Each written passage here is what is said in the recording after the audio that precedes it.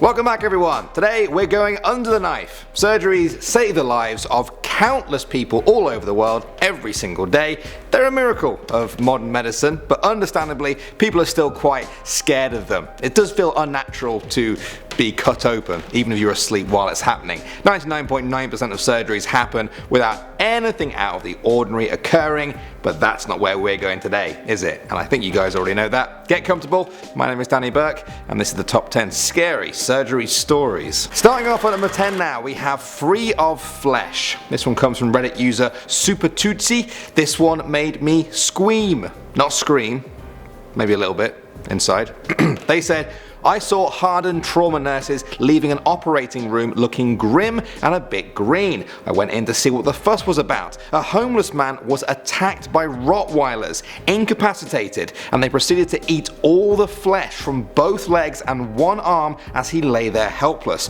Don't ask me how he survived, but he survived that and ultimately lived long enough to leave the hospital. I will be haunted by the look of just his leg bones intact with no flesh on them, and his arm was gone.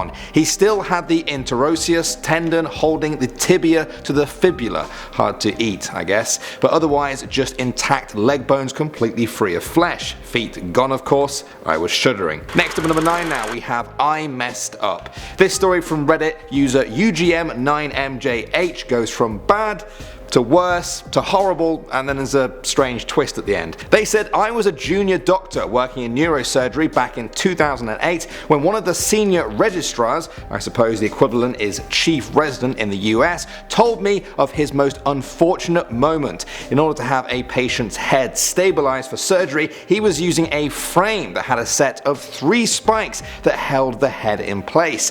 Due to the angle he needed to approach from, this required the patient to be face down. As he was placing the head of the anaesthetized patient onto the frame, the head slipped and his eye landed on the spike, perforating the eyeball. Panicking and thinking that his career was now over, he then, rather bizarrely, started poking at the eyeball, trying to work out what was wrong until the anaesthetist told him to stop. They then called the ophthalmologist, who came to tidy up what was now a completely ruined eye.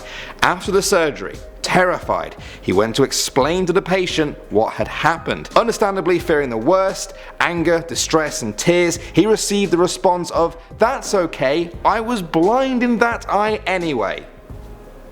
That's how the story ended. Talk about a lucky day. I still don't think the hospital's management would have been too pleased with that though. Coming in at number 8 now, we have The Choice. This is a very unique story on our list because the trauma doesn't really come from the actual surgery, but from a grave choice that had to be made. The Redditor said, "This isn't my story, but my father is a surgeon. He was on call one night when 2 people were brought into the ER on stretchers. One was a cop and one was a criminal. They had both been in a gunfight and had both been shot. At the time, the hospital was a small one, and my father was the only surgeon on call capable of performing the operation. Essentially, both were going to die if he didn't intervene. He only had time to save one. Of course, he chose the cop, and he was able to save his life, much to the appreciation of the other officers at the hospital, but the criminal died shortly after. He tells me that he never regretted that decision and that he would have made the same choice 1,000 times over, but dealing with the repercussions of the decision was difficult for him regardless.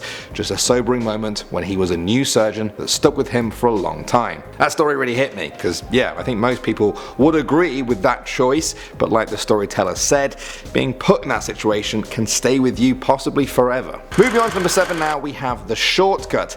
This story is a reminder that if surgery is worth doing, it's worth doing properly. Reddit user The Bold Man Laughs Once said, "My story is extremely rare, as I was the patient but awake for the surgery. I was supposed to have a bump on my back removed. Nothing huge, just a lump of some kind. For insurance reasons, they did it as an ambulatory in the OR of a hospital instead of the surgeon's actual office. So I'm wide awake, face down in the OR. I had picked him as my surgeon because his main practice was plastic surgery. At the time, I lifted a lot of weights and spent a lot of time working my back. I wanted as small a scar as possible. I was vain. He begins with the first incision, then goes for a second larger one, then goes deeper, and realizes the bump is just the extruding tip of a cyst that cut through my back to the back of my lungs. He wasn't used to operating on alert patients. As soon as he realizes, he just says, "Oh, that was the beginning of a 4-hour surgery for which I was awake. What they cut out of me was the size of an adult fist.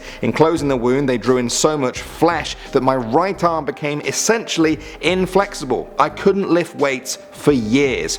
All that precious work shot down the drain. What an I was." Next up at number 6 now, we have the flashback. This is one that, if it happened to me, I would never forget it my whole life. It's a reminder of just how powerful the human brain can be and how some things leave wounds deeper than any surgical scar. Reddit user Blow the Candles Out said, "I worked as a surgical assistant for an oral and maxillofacial surgeon. I saw so many things, but the one that stands out the most was when we were just about to start on a huge guy. He was like 6'3" and weighed around 250 pounds, extremely fit, buff guy. During the beginning of the procedure, the guy immediately woke up and went insane. He had a PTSD episode. He started pushing, kicking, punching, screaming, 'I have to help them. I have to help my men escape. I can't leave them behind. He's been shot. They killed them.' He was sobbing. There were more than 5 of us that were in the room, and we could barely hold him down before the doctor could finally administer any type of sedative. Turns out what he was screaming had actually happened to him. It still gives me goosebumps. I remember it like it was yesterday. We ended up rescheduling his surgery." Moving on to number 5 now, we have the couch. This one doesn't actually involve a surgery. Instead, it's about someone who was in such a bad state that surgery would only have made things worse. You'll see. It came from a Reddit user who said this story is from their brother, who is an EMT. They said the patient is an obese male in excess of 500 pounds. Unable to lift himself from the couch, he had been in that state for several weeks. When they attempted to remove him from the couch, a massive chunk of flesh began to peel away from his body, exposing his muscles and his vertebrae. The patient loses consciousness. Unable to remove the man from the couch without killing him, they attempt to keep him alive while he is attached to the couch. The fire department is called. They can cut the couch away and hopefully get him into the hospital intact. Fast forward to the ER, the surgeon concluded that there was no way to remove him from the couch and save his life. Attempting to remove the couch would expose so much of his body to the outside that if he could survive the surgery, he would not survive the infections to follow. And that's how that story ended, right there. I know what you're thinking. What happened next? I don't really know, I'm afraid, but some people have assumed the worst. Moving on to number 4 now, we have the insect drive. They say that you should always trust your nose, and amazingly, this can even apply to surgery, although I'm sure the surgeons never wanted this to happen. This story comes from Reddit user Prof Bobo, who said, "I was rounding a few months back and a guy gets wheeled into the ICU smelling terrible. I walked over and the dude had maybe the most macerated legs I have ever seen. There were things moving on the bed and the suction container was full of maggots. Turns out the dude had been weaving on the road, and when police pulled him over and opened the doors, maggots just fell out onto the road. He got taken to the ER, arrested, taken up to the ICU and very rapidly debrided, then bilateral above knee amputated. He actually made it out of the hospital, but I cannot imagine waking up one day and having no legs. I really wish I knew where he was driving though." Next up at number 3 now, we have suntan. This one comes from a Reddit user who actually deleted their account at some point. Hopefully it wasn't because of this story. They said way back in the day, pre-op was done with alcohol-based cleaners. Naked, sedated guy with a light sheen of cleaning fluid on him and static electric spark equaled fully engulfed flames. Everyone just stood there for a second till someone grabbed a sheet and put out the flames. The surgery went well, no complications, but a slight suntan. Now I know that story seemed quite casual, but let's just think about that for a moment. This patient was unconscious on the surgery table and then they caught fire when the cleaning fluid ignited.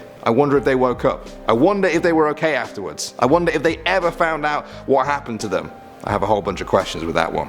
Moving on to number 2 now, we have the scalpel. The whole surgery thing only really works because of anesthetics. Can you imagine what it would be like to have surgery while feeling everything that was happening on you? Well, this one might give you an idea. It came from Reddit user The Stone Donkey, who said, had a friend with a swollen area on his lower back where it got to the point where he could barely sit. So he goes to his family doctor. The doc says, yeah, that's a pilonidal cyst. We should probably go ahead and take care of that. He told my friend to take off his shirt and lay flat on his stomach. So he's laying there and waiting, and the doctor says you're going to feel a poke, and is at this point expecting a local. Well, first it turns out the poke was actually a scalpel, not a local. He says it basically felt like someone took a fire hot poker and drove it into his back. He then hears the doctor exclaim, "Oh boy, we have a pumper," just as he feels warm blood and pus now pouring all over his back. The nurse's face, which was the only thing he could see, went from a warm smile to what he termed as pure and unadulterated fear,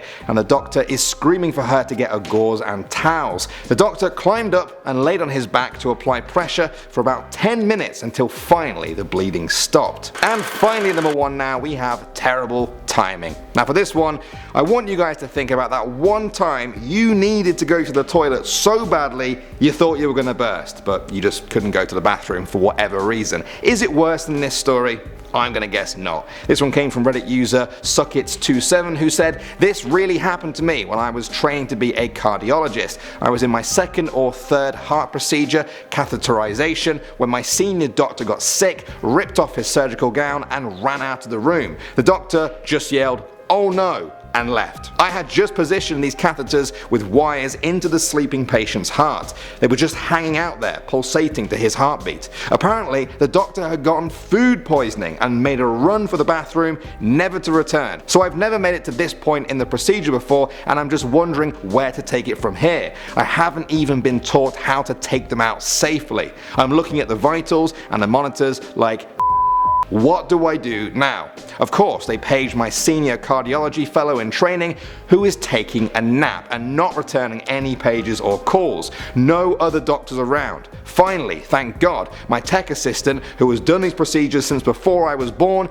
gives me a nudge to flush the catheters, which I do to prevent blood clots and death, essentially. And after a few minutes, properly removes the catheters and wires. That story, wow. I feel bad for the surgeon, I feel bad for the storyteller who had to step up and finish the surgery, but I really feel bad for the patient there. I wonder if they knew that their surgeon spent the whole end part of the surgery sitting on the toilet. And that brings us to the end of the video. As with every story video I do, it's time for me to hand over to you now. Have you ever experienced or heard any crazy surgery stories? Let me know. Thanks for watching. As always guys, my name is Danny Burke, and I'll see you all in the next one.